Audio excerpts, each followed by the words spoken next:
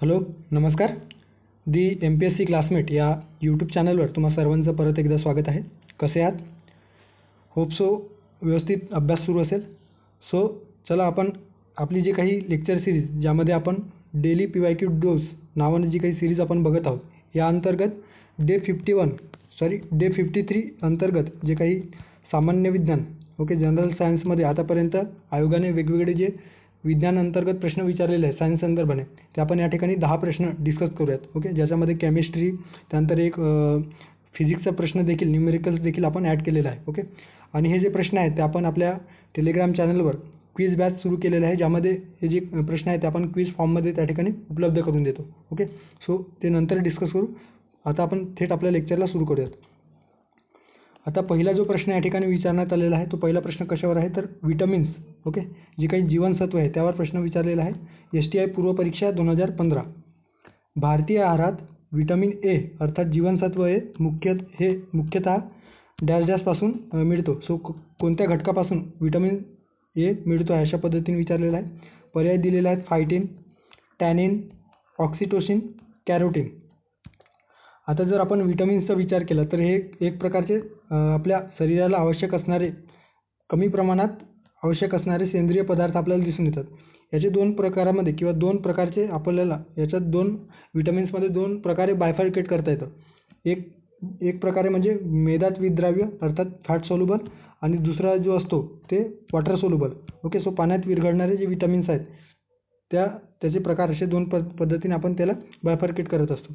आता मेदात विरघळणारे अर्थात फॅट सोल्युबल कोणकोणते विटामिन्स आहेत तर vitamin A, vitamin D, vitamin E, vitamin K. So याला कसं लक्षात ठेवाल तर लक्षात ठेवा, जी काही किडा आहे, सो किडा पाण्यात टाकल्याच्या नंतर तो मरून जातो, मात्र तो फॅटमध्ये अर्थात मेदात तो तरंगत असतो. अशा पद्धतीने तुम्ही लक्षात ठेवू शकता, म्हणजे मेदात तो जिवंत असतो. सो जे किडा vitamin A, vitamin D, vitamin E आणि विटामिन के अशा पद्धतीने जर आपण याच्या रिव्हर्स ऑर्डरमध्ये घेतलं तर आपल्याला ते विटामिन्स मिळतात. आणि किडा असं लक्षात ठेवा फॅट सोल्युबल असतात, मात्र जे काही बी आणि सी हे वॉटर सोल्युबल आपल्याला दिसून येतात. सो पाण्यात विरघळणारी जी काही जीवनसत्वे आहे त्याच्यामध्ये विटामिन सी आणि विटामिन बी कॉम्प्लेक्स, ज्याच्यामध्ये B1, B2, B6, B12 अशा पद्धतीने जे काही बी कॉम्प्लेक्स आहेत त्या जीवनसत्वांचा समावेश होतो आहे. विटामिन जे काही पाण्यात सोल्युबल आहेत, वॉटर सोल्युबल, त्याचं प्रमाण आपल्या शरीरामध्ये जरी जास्त झालं तर ते वॉटर सोल्युबल असल्या कारणाने ते वेळोवेळी आपल्या शरीरातून बाहेर टाकला जाऊ शकतो. मात्र विटामिन जे काही मेदात विरघळणारे जे विटामिन्स आहेत त्याचं प्रमाण जास्त झाला तर त्याचा साईड इफेक्ट आपल्या शरीरावर दिसण्याची शक्यता असते.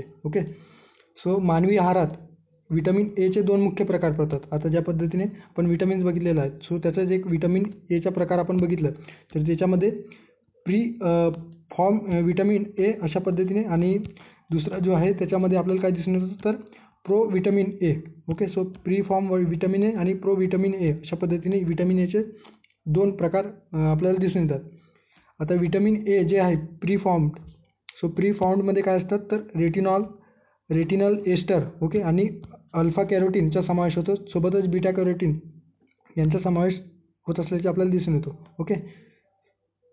अल्फा कॅरोटीन आणि बीटा कॅरोटीन हे प्रो विटामिन ए या प्रकारामध्ये दिसून येतात, तर रेटिनल एस्टर हे आपल्याला प्री फॉर्म विटामिन एमध्ये दिसून येतात. सो तुम्ही विटामिन्सचे जे काही चॅप्टर आहे ते व्यवस्थित जर रीड केलेलं असाल, NCERT 12च्या NCERTमध्ये दिलेलं आहे, किंवा स्टेट बोर्डच्या जे काही रिसोर्सेस तुम्ही वापरत असाल त्याच्यामध्ये नक्कीच अभ्यासलेलं असाल. आता जे काही प्रो विटामिन ए आहे त्याचे जे काही कॅरोटिनॉइड्स आपल्याला दिसून येतात ते कॅरोटीन रेटिनॉलमध्ये रूपांतर होतात. डायरेक्ट ते ॲज अ विटामिन एचा स्रोत म्हणून ते डायरेक्ट आपल्या शरीरामध्ये ऑब्झर्व केले जात नसून त्याचा आधी रेटिनॉलमध्ये, म्हणजे ते शरीरामध्ये ऑब्झर्व करण्याला त्याला जे काही इन्ग्रेडियंट त्याच्यामध्ये जे काही कंटेंट्स आहेत ते अशा पद्धतीने ते रूपांतर केले जाते. सो रेटिनॉलमध्ये रूपांतर केल्याच्यानंतर त्याचा आपल्या शरीरामध्ये ऑब्झर्व केला जातो. सो या ठिकाणी जे काही पर्याय दिलेले आहेत फायटिन, टॅनिन, ऑक्सिटोसिन आणि कॅरोटीन. सो पर्याय क्रमांक 4 कॅरोटीन आपल्याला, म्हणजे कॅरोटीनमुळे आपल्याला विटामिन एचा स्रोत जो काही आहे तो मिळत असतो. आता वेगवेगळे जे काही टाईप्स आहेत ते या ठिकाणी इमेजमध्ये देखील दिलेले आहेत, तुम्ही हे स्क्रीनशॉट काढून नंतर वाचू शकता. ओके, किंवा या लेक्चरची जर तुम्ही क्विज बॅचचे जर विद्यार्थी असाल तर ते चॅनलला उपलब्ध केले जाईल. ओके, सो पुढे जाऊयात. पुढचा प्रश्न आहे STI पूर्वपरीक्षा 2012 मध्ये विचारलेला प्रश्न, केमिस्ट्री संदर्भाने. ओके, सो रसायनशास्त्र अंतर्गत विचारलेला प्रश्न आहे. अनुक्रमांक म्हणजे काय, अशा पद्धतीने प्रश्न विचारलेला आहे. प्रोटॉनची संख्या, न्यूट्रॉनची संख्या, प्रोटॉन प्लस न्यूट्रॉनची संख्या, प्रोटॉनची संख्या, न्यूट्रॉनची संख्या अधिक इलेक्ट्रॉनची संख्या. सो अनुक्रमांक, ओके, ज्याला ॲटॉमिक नंबर म्हटलं जातो. सो ॲटॉमिक नंबर म्हणजेच काय, तर अनुक्रमांक आणि वस्तुमान संख्या, ज्याला ॲटॉमिक मास. ओके, सो अनुक्रमांक म्हणजे ॲटॉमिक नंबर आणि अणुवस्तुमानांक संख्या म्हणजे काय, ॲटॉमिक मास. सो या पद्धतीने तुम्ही बघू शकता. मास नंबर कशाला म्हटलं जातो आहे, तर ज्यामध्ये प्रोटॉन प्लस न्यूट्रॉनची संख्या म्हणजेच मास नंबर. ओके, जे अणुवस्तुमानांक आपण ज्याला संबोधत असतो. ओके, सो ते ए या अक्षराने दर्शवले जातो. ओके, सो ए या अक्षराने ते जे काही मास नंबर आहे ते दर्शवलं जातं. आणि ॲटॉमिक नंबरमध्ये केवळ प्रोटॉनची संख्या चा समावेश होतो. ओके, यामध्ये ॲटॉमिक नंबरमध्येच जितके प्रोटॉन असतील तितकेच इलेक्ट्रॉन आपल्याला दिसून येतात. ओके, सो प्रोटॉन इजिकल टू इलेक्ट्रॉन अशा पद्धतीने या ॲटॉमिक नंबरमध्ये आपल्याला दिसून येतात. ओके, सो या ठिकाणी अनुक्रमांक विचारलेला आहे, अर्थात ॲटॉमिक नंबर विचारलेला आहे. सो ॲटॉमिक नंबर म्हणजे काय, तर प्रोटॉनची संख्या. सो पर्याय क्रमांक 1 या प्रश्नाचे योग्य पर्याय असणार आहे. समजा आता आपल्याला विचारलं की कार्बनचं जे काही वस्तुमानांक किती आहे, तर त्यामध्ये प्रोटॉन प्लस न्यूट्रॉनची संख्या. ओके, 6 प्रोटॉन, ॲटॉमिक नंबर त्याचं 6 असणार आहे. आणि प्रोटॉन जे काही आहे 6 म्हणजे ॲटॉमिक नंबर अर्थात प्रोटॉन आणि प्लस 6 न्यूट्रॉन्स. ओके, सो अशा पद्धतीने जितके प्रोटॉन्स तितकेच न्यूट्रॉन्स म्हणजेच मास नंबर. ओके, अणुवस्तुमानांक. So proton plus neutrons is equal to mass number. Okay, so याला आपण अणुवस्तुमानांक अशा पद्धतीने म्हणत असतो. सो कार्बनचे जे काही ॲटॉमिक नंबर आहे किंवा अनुक्रमांक आहे ते 6 दिसून येतात, तर अणुवस्तुमानांक 12 आपल्याला दिसून येतो आहे. ओके, सो हेच या ठिकाणी दिलेलं आहे. अनुक्रमांक म्हणजे दिलेल्या मूलद्रव्यातील प्रोटॉनची संख्या. ओके, सर्व कार्बनच्या जे अणू आहेत त्यामध्ये अनुक्रमांक 6 आपल्याला दिसून येतात. तर अणुवस्तुमानांक जे काही आहेत त्याच्यामध्ये अणूतील जो काही प्रोटॉन आहे प्लस न्यूट्रॉनची संख्या आपल्याला दिसून येतात. सो अशा पद्धतीने 6 प्रोटॉन 6 न्यूट्रॉन असे अणुवस्तुमानांक कार्बनचे किती 12 असल्याचे दिसून येतात. आणि जे काही इलेक्ट्रॉन आहे तर प्रोटॉन संख्या बरोबरच जे काही अनुक्रमांकामध्ये जे काही प्रोटॉनची संख्या दिसून येतात तितकेच इलेक्ट्रॉन आपल्याला दिसून येतात. ओके, सो अशा पद्धतीने या ठिकाणी या प्रश्नाचे योग्य पर्याय असणार आहे पर्याय क्रमांक 1.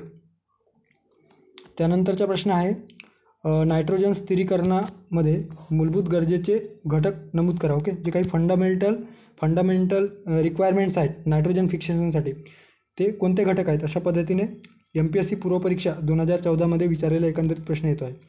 Nitrogen, ferredoxin, ATP, aerobic condition.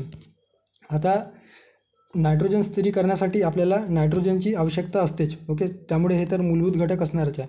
फेरोडॉक्सिनच्या देखील ओके जे काही कंपोनंट आहे. ओके, सो या फेरोडॉक्सिनचा देखील या ठिकाणी नायट्रोजन फिक्सेशनसाठी आवश्यक असतो. आणि नायट्रोजन फिक्सेशनचा जो काही अंतिम जो ऑब्जेक्टिव्ह असतो तो वनस्पतीमध्ये ATPच्या स्वरूपात ऊर्जा निर्माण करणे असतो. सो हे देखील या नायट्रोजन स्थिरीकरणाचं एक मूलभूत घटक आपण म्हणू शकतो. मात्र आता नायट्रोजन फिक्सेशनसाठी एरोबिक कंडिशन आवश्यक असतो का, तर एरोबिक कंडिशन काही वनस्पती एरोबिक कंडिशनच्या माध्यमातून नायट्रोजन फिक्सेशन करत असतात, मात्र काही वनस्पती अनएरोबिक कंडिशनच्या माध्यमातून नायट्रोजन फिक्सेशन करत असतात. ओके, सो त्यामुळे हे जे काही एरोबिक कंडिशन या ठिकाणी कंपल्सरी नाही आहे. त्यामुळे मूलभूत जे काही गरज आहे ते विदाऊट एरोबिक कंडिशनरनं देखील नायट्रोजन फिक्सेशन प्लांट्समध्ये होत असतात. ओके, सो या ठिकाणी योग्य पर्याय असणार आहे अ, ब आणि क. सो पर्याय क्रमांक 2 अ, ब, क योग्य. ओके, त्याच्या आता या ठिकाणी दिलेलं आहे फंडामेंटल रिक्वायरमेंट्स कोणकोणते आहेत, तर नायट्रोजनेज आहे, त्यानंतर आहे फेरोडॉक्सिन आणि ATP. ओके, आता नायट्रोजन फिक्सेशनचे 2 जे घटक आहेत ज्यामध्ये अबायोटिक आणि बायोटिक. बायोटिक म्हणजे काय, तर जे काही ऑर्गॅनिझमच्या माध्यमातून ज्यामध्ये वेगवेगळे सिम्बायोटिक रिलेशनशिप असतील हिरवे शैवाळांसोबत किंवा वेगवेगळे जीवाणू आहेत त्या बॅक्टेरियांसोबत जेव्हा नायट्रोजन फिक्सेशन केला जातो. ओके, फ्री लिव्हिंगच्या माध्यमातून किंवा सिम्बायोटिक रिलेशनशिपच्या माध्यमातून. सो त्यास काय म्हटलं जातं, तर बायोटिक म्हणजेच काय जीवाणू जन्य नायट्रोजन फिक्सेशन. आणि अबायोटिक म्हणजे ज्याच्या माध्यमातून ॲटमॉस्फेरिक किंवा जे काही इंडस्ट्रियल वेस्टच्या माध्यमातून जे नायट्रोजन प्राप्त प्लांटला होतात त्याला अबायोटिक म्हटलं जातं आहे. ओके, सो या ठिकाणी तुम्ही बघू शकता का 80% जो काही वातावरणातील जो नायट्रोजन आहे तो वायूचा भाग असतो, आणि पण डायरेक्ट जे काही वनस्पती आहे ते हवेतील नायट्रोजन मिळू शकत नाही. त्यासाठी वेगवेगळ्या प्रक्रियेच्या माध्यमातून नायट्रोजनचे अमोनियम मध्ये रूपांतर करावं लागते, आणि जेणेकरून ते वनस्पतींना वापरता येईल. फ्री लिव्हिंग, ओके, फ्री लिव्हिंगच्या माध्यमातून अर्थात जे काही बायोटिक आहे त्याच्यामध्ये फ्री लिव्हिंग आणि नॉन फ्री लिव्हिंग अर्थात सिम्बायोटिक रिलेशनशिपच्या माध्यमातून नायट्रोजन फिक्सेशन करीत असतात. एरोबिक आणि अनएरोबिक, ओके, सो दोन्ही पद्धतीने या ठिकाणी नायट्रोजन फिक्सेशन होताना दिसून येतं. एरोबिक कंडिशनमध्ये जे काही नायट्रोजन फिक्सेशन करणारे बॅक्टेरियाज आहेत त्याच्यामध्ये क्लोरोबियम, क्रोमॅटियम, ओके, ज्याला फोटोसिंथेटिकसाठी विशेष ओळखला जातो. त्याच्यानंतर आहे बेजेरिंकिया आणि ॲझिडोबॅक्टर, हे नॉन फोटोसिंथेटिक, ओके, सो ॲझिडोबॅक्टर हे नॉन फोटोसिंथेटिक प्रक्रियेने जे काही नायट्रोजन फिक्सेशन आहे ते घडवून आणत असतो. मात्र क्रोमॅटियम हे फोटोसिंथेसिस प्रक्रियेद्वारे देखील प्लांट्समध्ये जे काही नायट्रोजन फिक्सेशन आहे ते घडवत असतो. त्यानंतर अनएरोबिकच्या माध्यमातून ज्याच्यामध्ये रोडोस्पिरिलम, ओके, त्यानंतर क्लोस्ट्रिडियम, ओके, अशा पद्धतीने हे दोन काही जीवाणू आहेत, बॅक्टेरिया, ते नॉन एरोबिक कंडिशनमध्ये देखील नायट्रोजन फिक्सेशन करीत असतात. एरोबिक कंडिशन म्हणजे काय, तर ऑक्सिजनच्या सानिध्याने किंवा कार्बन डायऑक्साईडचे जे काही वायूचा वापर करून नायट्रोजन फिक्सेशन करीत असतात. अशा पद्धतीने विशेषतः ऑक्सिजनच्या सानिध्याने एरोबिक कंडिशनच्या माध्यमातून ते फिक्सेशन करत असतात, आणि अनएरोबिक म्हणजे विदाऊट ऑक्सिजनच्या माध्यमातून. ओके, निळे हेरवे शैवाल देखील सिम्बायोटिक रिलेशनच्या माध्यमातून, ज्यामध्ये नॉक्स्टॉक, ॲनाबेना आणि ऑसिलेटिया, ओके, सो सविस्तर हे जे काही या ठिकाणी दिलेलं आहे ते तुम्ही वाचून घ्या, कारण आयोग यावर सातत्याने प्रश्न विचारतो आहे. पुढे जाऊयात. पुढचा प्रश्न आहे दंड व शंकू नामक संवेदी नलिका पेशी, ओके, ज्याला रॉड व कोन सेल अशा पद्धतीने दिलेलं आहे. हे डॅश डॅशमध्ये आढळून येतात. कंबाईन ग्रुप बी पूर्वपरीक्षा 2018 मध्ये विचारलेला एकंदरीत प्रश्न दिसतो आहे. कानाचा अंतर्गत भाग, त्वचा, बाह्य त्वचा, डोळ्यातील पडदा, ओके. आता दंड व शंकू नामक जे काही संवेदी नलिका पेशी आहेत, रॉड व कोन सेल, आपल्याला कुठे दिसतात, तर विशेषतः ह्युमन आईमध्ये म्हणजे मानवी डोळ्यामध्ये ते दिसून येतं.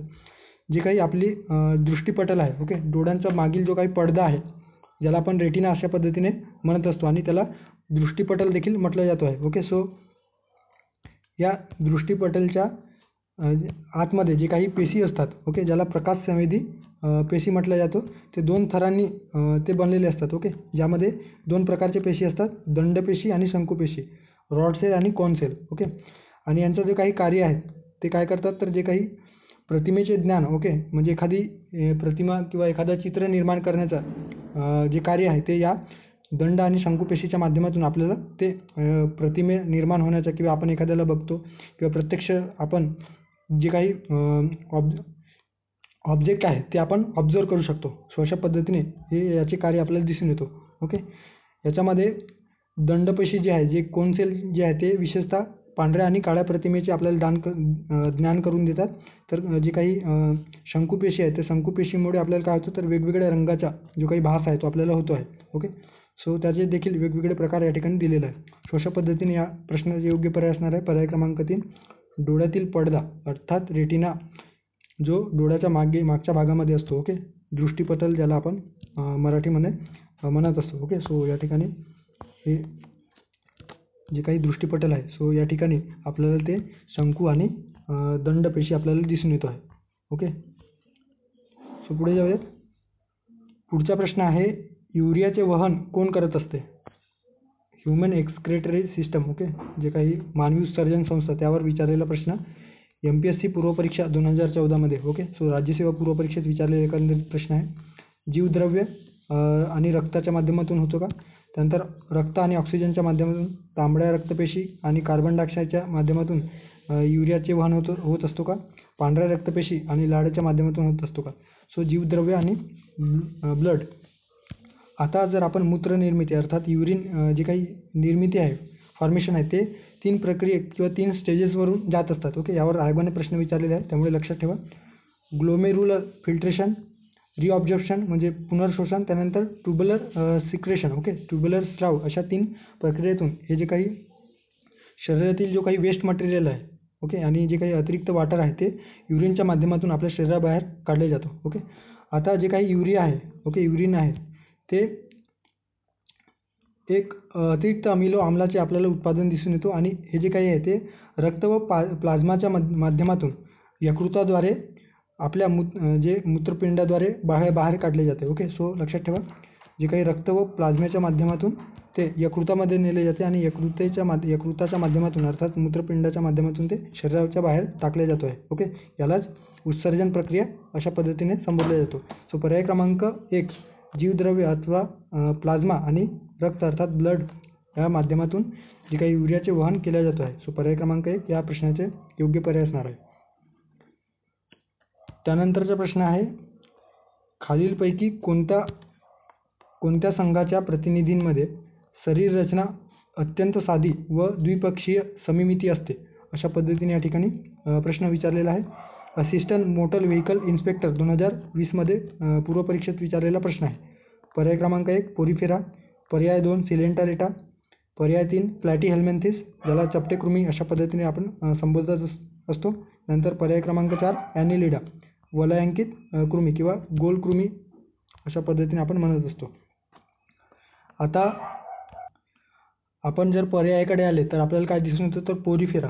आता पोरिफेरा संघामध्ये जे काही समिमिती आहे, ओके, ज्याला आपण सिमेट्रिकल आहे की असिमेट्रिकल आहे अशा पद्धतीने संबोधतो. सो जे काही पोरिफेरा संघामध्ये जे काही वर्गीकृत ऑर्गॅनिझम्स आहेत ते आपल्याला असिमेट्रिक दिसतात. ओके, म्हणजे असममितीय दिसतात. त्या जे काही पोरिफेरा संघाअंतर्गत जे काही प्राणी संघ येतो त्याचे सिमेट्रिकल म्हणजे 2 भागामध्ये आपण विभाजन करू शकत नाही. ओके, सो वेगवेगळे प्रकारचे स्पॉन्जिला, युस्पॉन्जिला, सायकन वगैरे जे प्रकार आहेत ते आपण मधोमध त्याचं आपण डिवायडेशन करू शकत नाही. ओके, सो ते असिमेट्रिकल असतात. त्यामुळे पर्याय क्रमांक अ तर या प्रश्नाचे योग्य आन्सर असणार नाही. त्यानंतर सिलेंटरेटा. आता सिलेंटरेटा म्हणजे काय तर सिलेंटरेटामध्ये आपल्याला जे काही सममिती आहे ते रेडियल प्रकारचे दिसतात. आता रेडियल सिमेट्रिकल म्हणजे अरीय. ओके, मराठीमध्ये त्याला अरीय अशा पद्धतीने म्हटलं जातो आहे. सो अरीय ज्याला रेडियल. ओके, सो याच्यामध्ये काय दिसतो तर त्या प्राणीसंघाच्या कुठल्याही, ओके, सो अरीय या अंतर्गत जे काही प्राणीसंघ येतात त्या प्राणीसंघाच्या कुठल्याही भागातून आपण जर त्या डिवाईड केलं तर त्याच्यात 2 भाग होतात. ओके, असा पर्टिक्युलर स्पेस किंवा पर्टिक्युलर त्याच्यासाठी लोकेशन असते की यात जसं मानवाच्या जर 2 पार्टमध्ये समान भागामध्ये विभाजन करायचं आहे तर डोक्यावरून तर जे काही पायापर्यंत अशा पद्धतीने जर मधोमध आपण भाग केला, डिवाईड केला तर 2 पार्टमध्ये होईल. मात्र जे काही प्राणी आहेत तर कुठल्याही लोकेशनपासून कुठल्याही स्थानापासून त्यांना जर आपण विभागले तर त्याच्या 2 पार्टमध्ये विभाजन होत असतं. ओके, सो त्याला अरीय अशा पद्धतीने म्हटलं जातं आहे. ओके, सो हे जे काही सिलेंटरेटा आहे तो सिलेंटरेटा अंतर्गत जे काही प्राणी आहेत ते अरीय प्रकारचे असतात. त्यामुळे आणि आपल्याला प्रश्नात विचारलेला आहे द्विपक्षीय, ओके, द्विपार्श. त्यामुळे हे देखील या प्रश्नाचे योग्य पर्याय असणार नाही. त्यानंतर आहे प्लॅटीहेल्मिंथिस. सो प्लॅटीहेल्मिंथिसची जी काही रचना आहे ते रचना आपल्याला द्विपार्श, ओके, द्विपक्षीय सममिती म्हणजे त्याच्या 2 भागामध्ये आपण डिवाईड करू शकतो. ओके, जर प्लॅनेरिया हे प्लॅटीहेल्मिंथिस अंतर्गत येतात. सो अशा आपण त्याचे 2 पार्टमध्ये डिवाईड करू शकतो. ओके, सो हे जे काही प्लॅटीहेल्मिंथिस अंतर्गत येणारे जे काही प्राणीसंघ आहे त्याचे एकंदरीत शरीर रचना अत्यंत साधी आणि चपट्या प्रकारची आपल्याला दिसून येत आहे. ओके, याच्यामध्ये ट्रायप्लोब्लास्टिक, असिलोमेट, ओके, आणि द्विपक्षीय सममिती अशा पद्धतीने आपल्याला त्याची एकंदरीत रचना दिसून येतो. ओके, आता ट्रिप्लोब्लास्टिक म्हणजे काय तर त्या एखाद्या प्राणी किंवा एखादा ऑर्गॅनिझम जेव्हा तयार होतो तर त्याचे जो काही भ्रूण असतो तो 3 लेअरमध्ये तयार होतो. सो त्याला ट्रिप्लोब्लास्टिक म्हटलं जातं. आणि 2 लेअरमध्ये ते जर तयार होत असतील तर त्याला डिप्लोब्लास्टिक म्हटलं जातो. ओके, त्यानंतर असिलोमेट म्हणजे काय तर असिलोमेट म्हणजेच देहगुहा नसणारे. ओके, ज्याच्यामध्ये काही जे प्राणी आहेत ते सिलोमेट असतात म्हणजे देहगुहा असतात आणि काही जे प्राणी आहेत म्हणजे शरीराभोवती किंवा शरीर पोकळीयुक्त असतो त्याला आपण देहगुहा म्हणत असतो. सो त्याच्यामध्ये देहगुहा असणारे सिलोमेट, त्यानंतर असिलोमेट म्हणजे देहगुहा नसणारे आणि काही जे प्राणी आहेत प्राणीसंघ ते स्युडोसिलोमेट म्हणजे देहगुहासारखे असणारे काही लेअर त्यांच्यामध्ये तयार झालेलं असतं. ओके, सो त्याला असिलोमेट म्हटलं जातो. आणि द्विपक्षीय सममिती आताच आपण बघितलेलं आहे. सो हे जे काही उदाहरण आहे ज्यामध्ये शरीर अत्यंत साधी व द्विपक्षीय सममिती असते ते कुठल्या प्राणीसंघात दिसून येतं तर प्लॅटीहेल्मिंथिस या प्राणीसंघात दिसून येतो. आणि ॲनिलिडा संदर्भात आपण बघितलं तर काय दिसून येतं आपल्याला ॲनेलिडा संघात देखील जे काही सममिती आहे, ओके, ते बायलॅटरलच असतो, द्विपार्श्व असतो. त्यानंतर ट्रिप्लोब्लास्टिक सिलोमेट असतो, ओके. मात्र त्यांची जी काही स्किन आहे ते स्किन थोडे रफ असते. वेगवेगळे कले त्या याच्यामध्ये ॲनेलिडा संघ अंतर्गत येणारे जे काही रिंगवर्म्स असतात. सो आपल्याला त्या शरीररचना त्याच्यामध्ये जी काही कॉम्प्लिकेटेड आपल्याला दिसून येतो, ओके. सो पर्याय क्रमांक 3 या प्रश्नाचं योग्य पर्याय असणार आहे. पुढे जाऊयात. आणि एक महत्त्वाचं या ठिकाणी लक्षात ठेवा, प्लॅटीहेल्मिंथेस संघाअंतर्गत जे काही प्राणी आहेत त्याच्यामध्ये फ्लेम सेल आढळतात, ओके. एक वैशिष्ट्य, नाविन्यपूर्ण वैशिष्ट्य आहे. फ्लेम सेल कोणत्या प्राणी संघामध्ये आढळतो अशा पद्धतीचा जर प्रश्न आला तर प्लॅटीहेल्मिंथेस या प्राणी संघामध्ये आपल्याला दिसून येतो. पुढे जाऊयात. पुढचा प्रश्न आहे द्विपाद नाम पद्धती, ओके. सो द्विपाद नाम पद्धती किंवा द्विपद नाम पद्धतीच्या नियमावलीप्रमाणे खालीलपैकी कोणती पद्धती चुकीची आहे अशा पद्धतीने STI पूर्वपरीक्षा 2015 मध्ये विचारलेला प्रश्न आहे. द्विपाद नाम हे तिरके मुद्राक्षराप्रमाणे लिहितात. त्यानंतर आहे जातीवाचक नाम व जातीवर्ग नाम या दोन्ही नामाची सुरुवात मोठ्या लिपीच्या अक्षराने करतात. तिसरं जे आहे त्याच्यामध्ये दिलेलं आहे की जातीवाचक नामानंतर जातीवर्ग नाम येतो. आणि द्विपाद नाम पद्धती जातीवर्ग नाम निरपवाद, वैश्विक, सार्वत्रिक असतात, म्हणजे युनिव्हर्सल असतात. तर कुठले बरोबर आहे?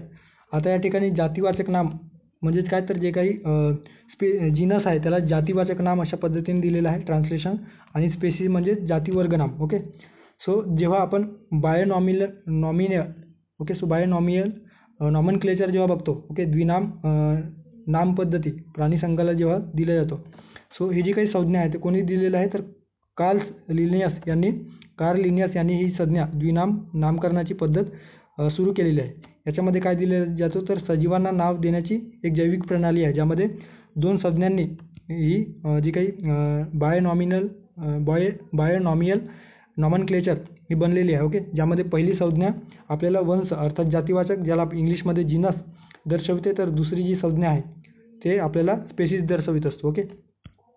आता याचे जे काही हे नामकरण प्रणाली किंवा नामकरण कोणत्या संस्थेमार्फत दिला जातो, ओके. सो दोन संस्था आहेत ज्याच्यामध्ये ICBN अर्थात international code of botanical nomenclature आणि ICZN म्हणजे काय तर international code of zoological nomenclature अशा दोन संस्थेद्वारे आंतरराष्ट्रीय संस्थेच्या माध्यमातून एखाद्या प्राणी वर्गाला किंवा प्राणी संघाला विशिष्ट प्राणी वर्गाला नाव देण्याची प्रक्रिया द्विनाम पद्धतीमध्ये किंवा इतर जे काही नामकरण पद्धती आहेत सायंटिफिक नेम ते दिले जातो आहे. आता काही गोष्टी किंवा काही जे काही नियम आहेत द्विनाम नामकरण पद्धतीमध्ये त्याच्यात काय दिलेलं आहे की सजीवांची सर्व वैज्ञानिक नावे सहसा लॅटिनमध्ये लिहिली जातात आणि त्यामुळे ते तिरके अक्षरात लिहिले जातात, ओके. तिरके म्हणजे इटॅलिक फॉर्ममध्ये, जी की पहिला पर्याय दिलेला आहे की द्विनाम नामकरण हे तिरके मुद्राक्षराप्रमाणे लिहितात. सो हे बरोबर असणार आहे. नावाचे दोन भाग अस्तित्वात असतात. पहिला शब्द वंश अर्थात जीनस आणि दुसरा जो काही शब्द आहे तो प्रजाती अर्थात स्पेसिस, ओके. या ठिकाणी बघू शकता जीनस आणि स्पेसिस. जसं पॅन्थेरा ट्रायग्रिस नावाचं जे काही वाघाला दिलेला जो काही सायंटिफिक नेम आहेत त्याच्यातील जे काही पॅन्थेरा आहे हे आपल्याला जीनस दर्शवितो, तर टायग्रिस जे आहे ते आपल्याला स्पेसिस दर्शवतो, ओके. सो एक वंश आणि दुसरा वंश अर्थात त्याला जातीवाचक नाम आणि दुसरं जे आहे स्पेसिस त्याला जातीवर्ग नाम अशा पद्धतीने संबोधले जातो आहे.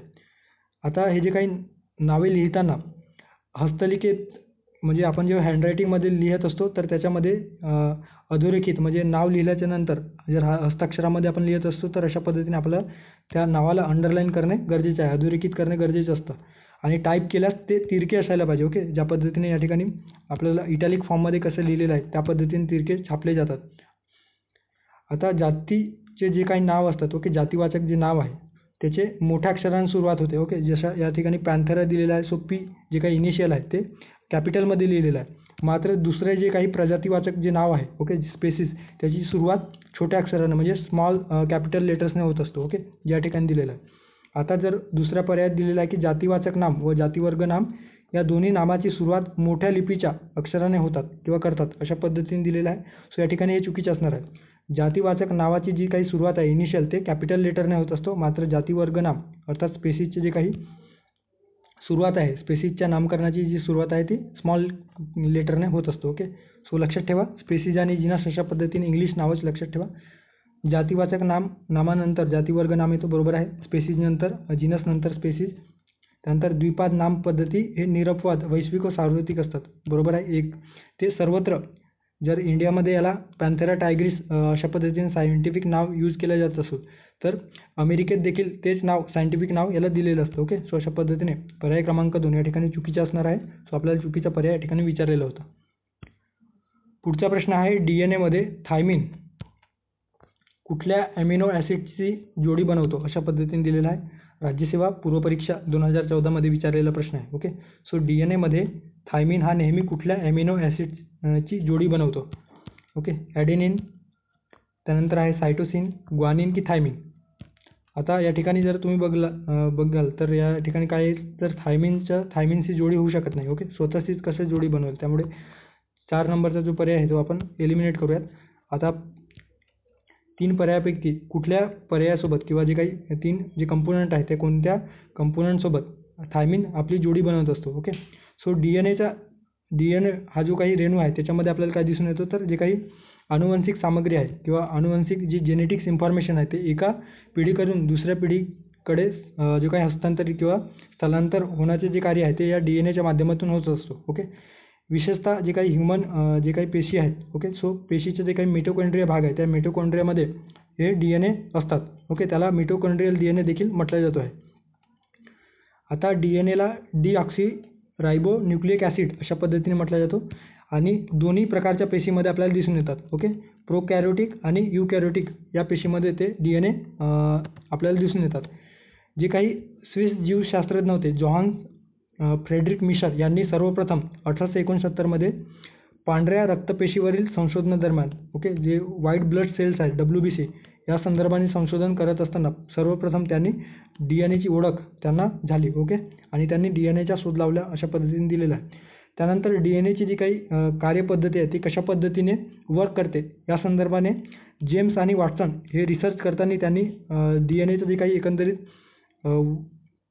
कशा पद्धतीने ते कार्य करत असते एका पिढीकडून किंवा जे जेनेटिक इन्फॉर्मेशन कशा पद्धतीने ते बॉन्डिंग एकमेकाशी असतात. सो अशा पद्धतीने जे रिसर्च आहे त्या माध्यमातून जेम्स वॉटसन आणि फ्रान्सिस क्रिक यांनी काही गोष्टी DNA संदर्भात उलगडल्याचे आपल्याला दिसून येतो. ओके. ज्यामध्ये DNA हे दुहेरी हेलिक्स, ओके, डबल स्टँडर्ड हेलिक्सने जोडलेले असतात अशा पद्धतीने त्यांनी दिलेलं आहे. आता DNAमध्ये जे काही मूलभूत फंडामेंटल जे बिल्डिंग ब्लॉक्स आहेत त्याच्यामध्ये एक शुगर गट असतो. ओके. फॉस्फेट गट आणि नायट्रोजन बेस. सो हे जे काही न्यूक्लियोटाइड, ओके, लक्षात ठेवा, न्यूक्लियोसाइड आणि न्यूक्लियोटाइडमध्ये फॉस्फेट गट, शुगर गट आणि जे काही नायट्रोजन बेस आहे ज्याच्यामध्ये ॲडेनिन, थायमिन, सायटोसिन आणि ग्वानिन. ओके. सो हे जे काही कंपोनंट आहेत किंवा जे काही काय म्हणू शकतो आपण कंटेन आहेत. ओके. सो त्याचा समावेश प्रोटीन्स, सो याचा समावेश असेल, त्या तिघांचा समावेश असणाऱ्या जे काही कंपोनंट आहेत त्याला आपण न्यूक्लियोटाइड म्हणत असतो. आणि जे काही फॉस्फेट गट आणि शुगर याला न्यूक्लियोसाइड. ओके. सो न्यूक्लियोटाइड आणि न्यूक्लियोसाइड यावर डिफरन्स लक्षात ठेवा. आयोग कदाचित प्रश्न विचारला जाऊ शकतो. ओके. जर याची आपण बेस पेअरिंग बघितलं तर आपल्याला काय दिसून येतं, तर ॲडेनिनचा थायमिनशी जोडी बनतो, सायटोसिनचा ग्वानिनशी, परत ग्वानिनचा सायटोसिनशी, ग्वानिनचा सायटोसिन, ॲडेनिन, थायमिन. ओके.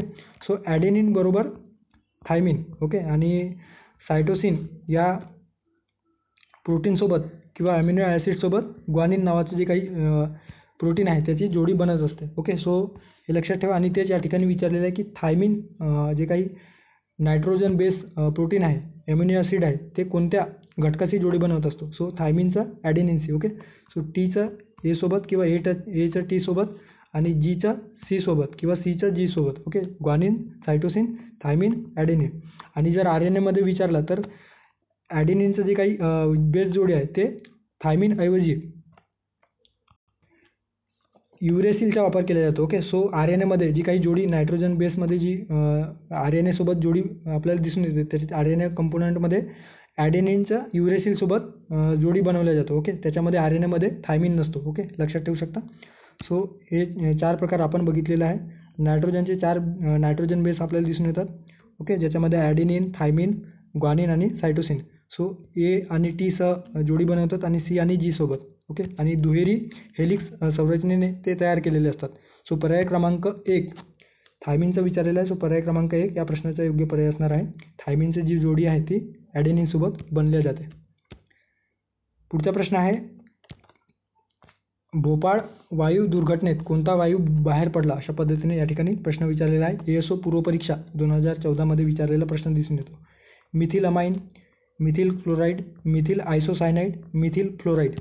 सो कोणता वायू भोपाळ दुर्घटनेमध्ये बाहेर पडला. ओके, एकंदरीत आपल्या भारतामध्ये आतापर्यंतची सर्वात भीषण अशा पद्धतीची ही गॅस ट्रॅजेडी आपल्याला दिसून येतो आहे. ओके, ज्यामध्ये जवळपास 3000 लोकांचा म्हणजे 3500+ लोकांचा त्या ठिकाणी मृत्यू झाल्याचे आपल्याला दिसून येतो. ओके, सो भोपाळ दुर्घटना, ज्याला भोपाळ वायू दुर्घटना म्हटलं जातं. भोपाळमधील जे काही युनियन कार्बाइड इंडिया लिमिटेड नावाची जे काही कीटनाशक कंपनी आहे, त्या कंपनीमध्ये 3 डिसेंबर 1984च्या रात्री वायू गळती झालेली होती. आणि कोणती त्या वायूचं काय नाव आहे तर मिथाइल आयसोसायनाइड. सो या मिथाइल आयसोसायनाइड, ओके, सो या वायू गळतीमुळे